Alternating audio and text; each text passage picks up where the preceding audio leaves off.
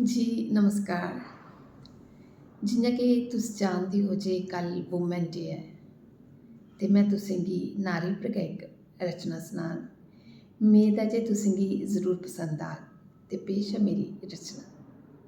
इक नारी जेह्ड़ी प्यो पुत्तर दी गर्मा गर्मी गी ढक्कियै अपने हिरखी चादर कन्नै ठंडा करी दिंदी ऐ, जेह्ड़ी रिश्तें गी सनू दे बूह्टे साहीं केईं हफ्ते तक सेड़ियै ओह्दे रेशें गी कड्ढदी ऐ ते फ्ही बनांदी ऐ इक मजबूत सूत्तर ते बन्नी लैंदी ऐ सारे रिश्तें गी। जेह्ड़ी रिश्तें गी सनू दे बूह्टे साहीं केईं हफ्ते तक सेड़ियै ओह्दे रेशे गी कड्ढदी ऐ ते फ्ही बनांदी ऐ इक मजबूत सूत्तर ते बन्नी लैंदी ऐ सारे रिश्तें गी।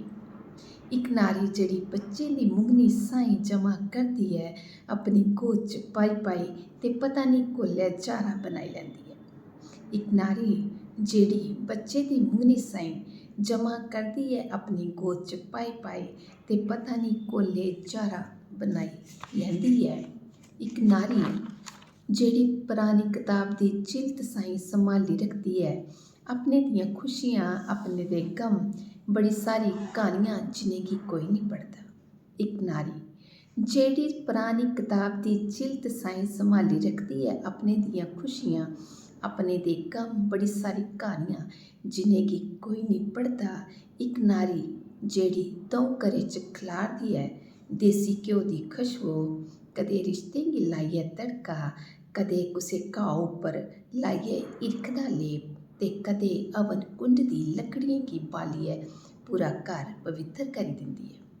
इक नारी जेह्ड़ी द'ऊं घरें च खलारदी ऐ देसी घ्यो दी खुशबू, कदें रिश्तें गी लाइयै तड़का, कदें कुसै घाऽ उप्पर लाइयै हिरख दा लेप ते कदें हवन कुंड दी लकड़ियें गी बालियै पूरा घर पवित्तर करी दिंदी ऐ। इक नारी जेह्ड़ी हल्दी दे रंग साहीं खलारदी ऐ खुशियां, सजांदी ऐ ध्यार।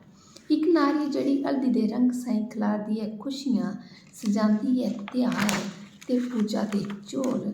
जिदे घर लब्भे ओह् नारी ओह्दे शा पुच्छेओ, जिदे घर लब्भे ओह् नारी ओह्दे शा पुच्छेओ।